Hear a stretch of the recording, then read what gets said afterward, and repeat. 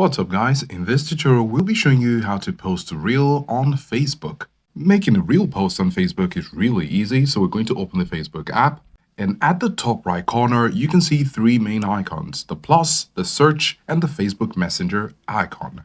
We're going to tap on the plus icon, and this will be a drop down where you can choose different options.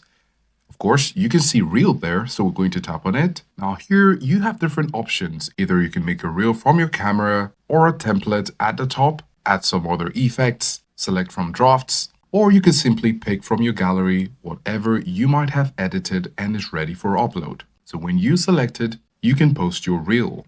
Now you're going to go ahead and select a reel. For example, we could pick any media here just as a reel, for example.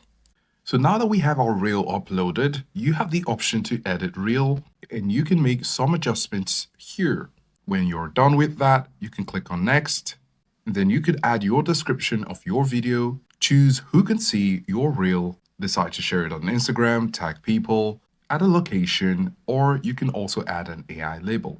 After that's done, you can simply tap on share now. When you share, your reel will be posted on Facebook. So this is how to post a reel on Facebook.